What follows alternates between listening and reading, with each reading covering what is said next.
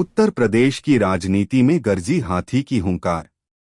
मायावती ने ऐसा सियासी दांव चला कि बीजेपी के होश उड़ गए। 2025 की रणनीति से लेकर 2027 के मिशन तक बीएसपी सुप्रीमो ने बता दिया कि बहन जी अभी भी राजनीति की सबसे बड़ी खिलाड़ी हैं। उत्तर प्रदेश की राजनीति में एक बार फिर गूंज उठी है बहन जी की आवाज। बहुजन समाज पार्टी की सुप्रीमो मायावती ने न सिर्फ विपक्ष को मजबूती से जवाब दिया है, बल्कि बीजेपी को भी करारा झटका दिया है।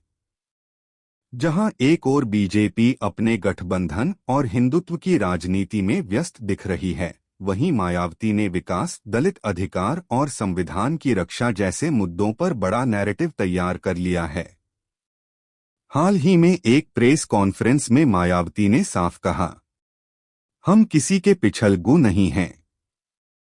बीएसपी अपने सिद्धांतों के साथ खड़ी है। न हम एनडीए के साथ हैं, न इंडिया गठबंधन का हिस्सा बनेंगे। हम बहुजनों की असली आवाज हैं।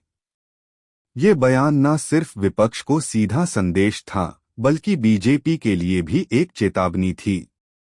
अब मायावती बैकफुट पर नहीं, बल्कि पूरी तैयारी में हैं।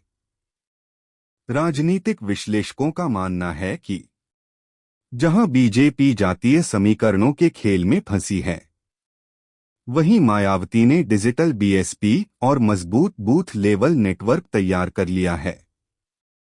और सोशल मीडिया पर भी बहन जी की वापसी को लेकर जबरदस्त माहौल बन चुका है। अब की बार बहन जी सरकार ट्रेंड कर रहा है ट्विटर पर। बीजेपी के लिए सबसे बड़ा झटका तब लगा जब बीएसपी के कई पुराने वोट बैंक जो पिछले चुनाव में बिखर गए थे, अब दोबारा मायावती के साथ जुड़ते दिख रहे हैं। विशेषकर दलित, पिछड़े और मुस्लिम वोटरों का झुकाव बीएसपी की तरफ लौट रहा है।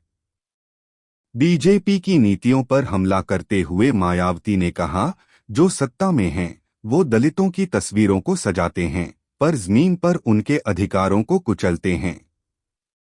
बीएसपी सिर्फ तस्वीरें नहीं सजाती, हक दिलाती है। राजनीति में मायावती की वापसी अब सिर्फ एक अटकलबाजी नहीं, बल्कि बीजेपी के लिए एक बड़ा अलार्म है। और उत्तर प्रदेश की राजनीति में अब मुकाबला सिर्फ दो ध्रुवों का नहीं, बल्कि तीसरी ताकत की वापसी का भी है, और वो है भंजी।